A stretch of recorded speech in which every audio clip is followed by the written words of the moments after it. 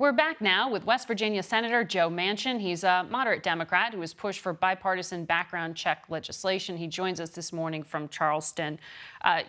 Senator, you've tried and failed to get these restrictions or more background checks passed. Do we need this? Would it have prevented what happened in Virginia Beach? Well, here's the thing. We couldn't even get the most common sense. Legitimate gun owners, law-abiding gun owners understand we're not afraid to have background checks, and we're not going to do anything wrong with our guns. But there should be a balance of how you basically prevent people in commercial settings from not getting a gun when you don't know who they are and what their background is. We couldn't even get that done, Margaret. And I'm just asking my Republican colleagues and friends to use some common sense, and let's do things that basically will protect the public and give us some certainty that we're trying to move in a common sense manner. I want to ask you about a trip you just took to a number of countries, and you saw what was happening in the Arctic, which American scientists say is melting faster, twice the rate than the rest of the world. What impact did you see? And is the economic benefit of some of this, which the Trump administration argues there is, offset this catastrophic effect for the climate? Well, the climate change is real. I saw it firsthand. I've read about it before and heard and listened to all the scientists.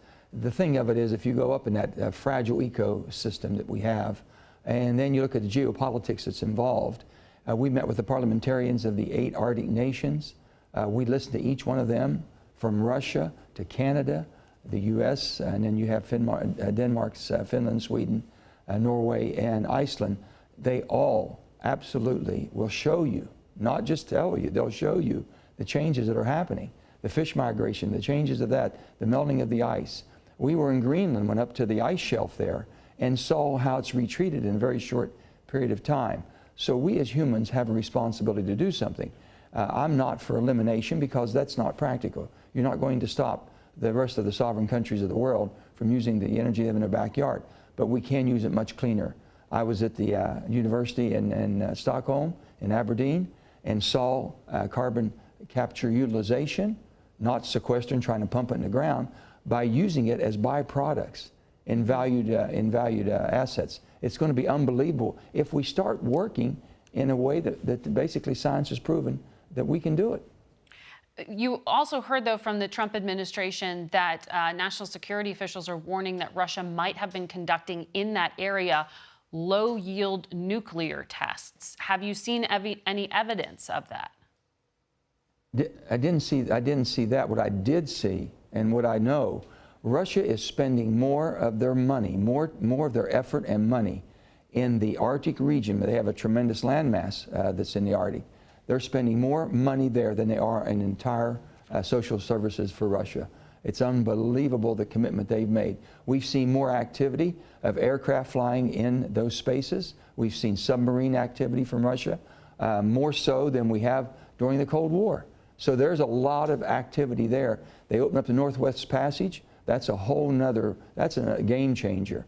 We've got to be on top, and the United States has got to start getting involved to make sure that we're a leader up there and not a follower, because I can tell you, what Russia is doing, what China is doing. China is using their money, trying to buy their way into the Arctic to be a big player. It's unbelievable, and we should be alerted, and we should start acting.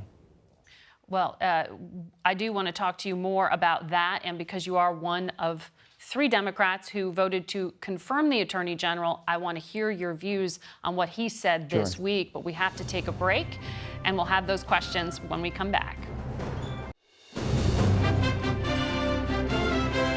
Welcome back to Face the Nation. Senator Joe Manchin is still with us. Senator, as I mentioned, you were one of 3 Democrats who voted to confirm the Attorney General, Bill Barr, for his post. And you heard in this exclusive interview with my colleague Jen Crawford this week, he said that some of the investigators in the Russia probe may have been misguided and what they did, quote, antithetical to the democratic system. What do you make of that characterization? Well, first of all, I've basically voted for many of the president's executive decisions they've made as far as who their appointments would be. I've always felt that the executive should be able to put their team together if the person's qualified, has no background, criminal background, and has good experience level. Barr met all that. With that, you're saying the decisions he's making and how he's making them now in lieu of Mueller's report. No one's done a more extensive report than Mueller. I was on Intelligence Committee last year, and we've been delving into this for quite some time. But there's been an awful lot of investigations done by honorable people who've done what they felt was the right thing. Mueller, making the decision he made, put it out there.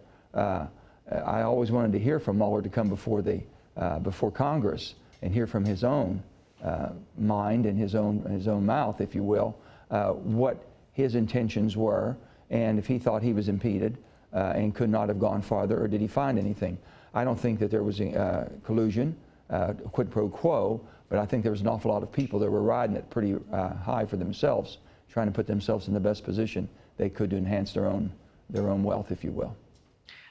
You're talking about contact between the Trump campaign and Russia, but in terms of the Attorney General's allegations that the counterintelligence probe was in some way either misguided due to politics or by people thinking they're helping but hurting the country, I mean, that's a pretty strong assertion. Do you regret voting to confirm the Attorney General? Well, I've said this. If he basically takes the position that he's more the lawyer from the executive point of view and not for the people's point of view, I would have made a mistake. I wanted to hear from Mueller exactly, but now hearing where he's coming from, it really gives me pause and concern that he's the people's attorney. He should be looking out to protect the Constitution and all of us who are protected by that Constitution. Well, he argues he is. And still has to basically be appointed. Yeah. Well, he argues he is. I think he's wrong in that assertion that they were misguided or intentionally going a different direction. I think that Bob Mueller was beyond reproach. I think we all felt that. He was extremely capable, honorable, and did a great job. With that, people don't like him not coming out with more of a definitive, if you will. But I think it was very clear. He said that the rules are you're not going to impeach or bring charges against a sitting president. If that's the case, he's put everything out there. Here's the thing I've said. You've got a little over 17 months to the next election. If you want to go through an impeachment, we get very little done there anyway. Yeah. We'll get nothing done if you go into that. And next of all, there's not one Republican in the Senate that would vote for an impeachment, so why waste your time? You have an election coming up. Voice your opinion there and make your choice. That's where it should be done. Very quickly, yes or no, do you support the president's tariffs on Mexico?